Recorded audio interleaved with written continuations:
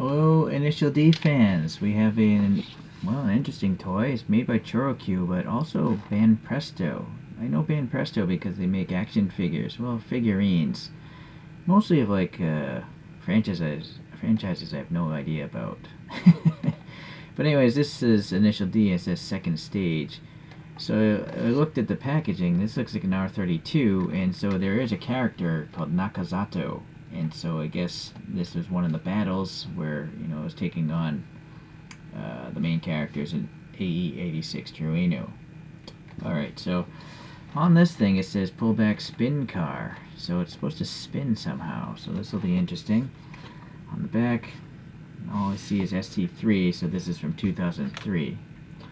So it seems like Banpresto had choro-q make, a couple of pullback toys for them.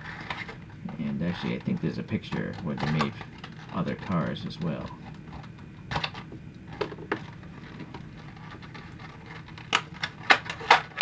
Yeah, it says Banpresto 2003 down there.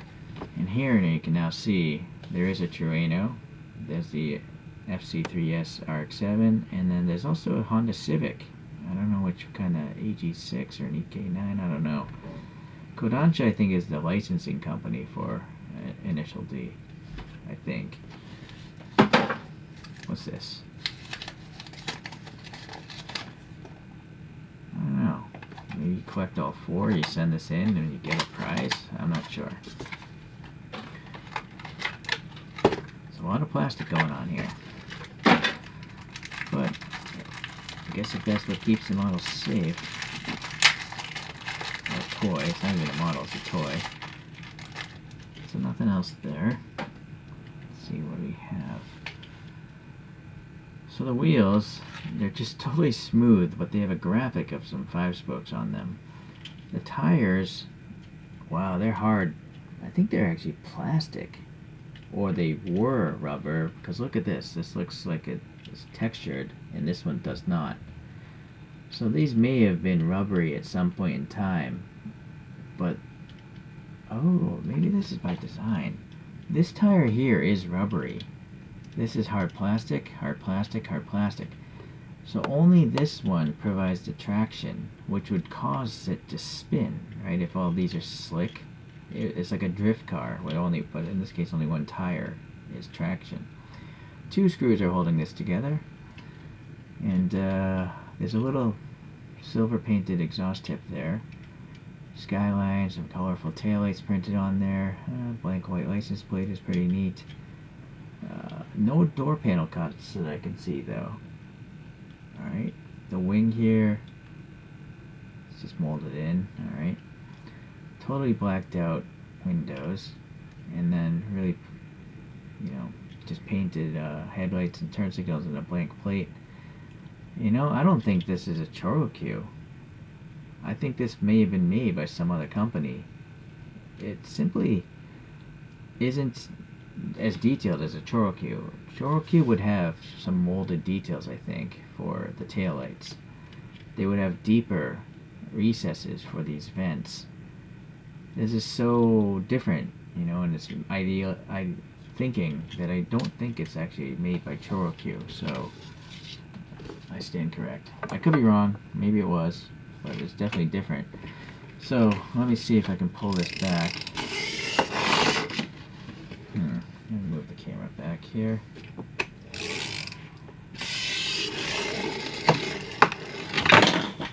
So that's interesting. It definitely spun around. It's like,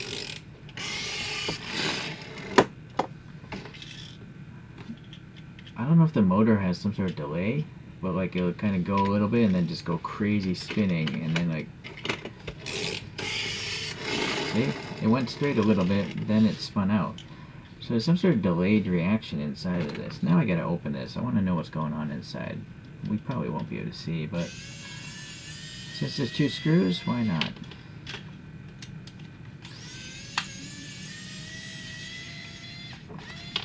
Yeah, you'll see these plastic wheels are just one piece. It's literally, one piece of plastic molded, and then it's printed on the silver and the wheel graphic. So this is like a strange 2-stage wind-up motor. It's definitely different from a choro-q motor in its proportions. But there's something going on here where it kicks in and really takes off. See? Hopefully you can at least hear it. If I wind it up, this thing kind of clicks upwards, but watch the gears. It goes slow and then it just kicks in. See? It kicked in right there.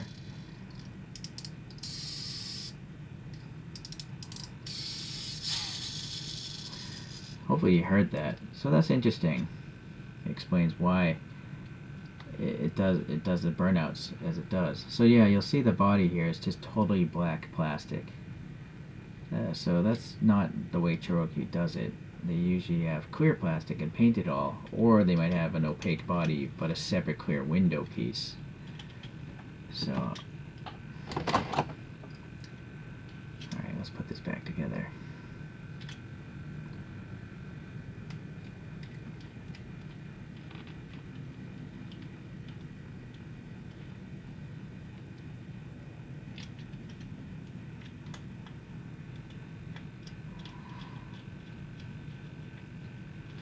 Let me get some other cars.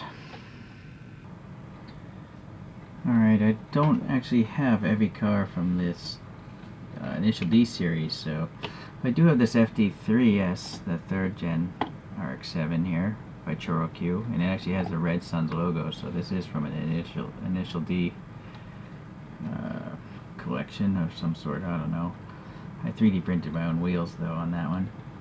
And then here we have the Initial D Trueno by choro-q. It literally has an Initial D sticker. I guess this must be from the same set.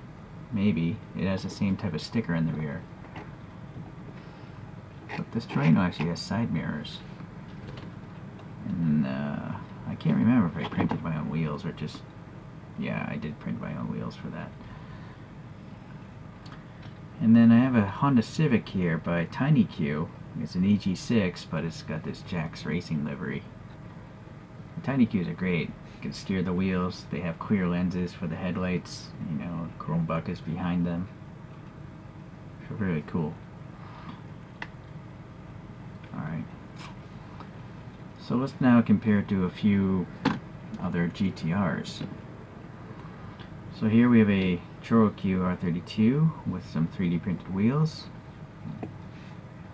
And there's another choro-q with a street version with 3D printed wheels. And then a Celsonic one with some 3D printed wheels. And now a different brand. I think this is made by Suntory. It's a undercover police car. And it's a different type of deformation. You know, really short roof on it. So those are my R32s in super deformed shape. Alright. Well, this is an interesting one. I thought it was a churro, but it's not. It's a Banpresto.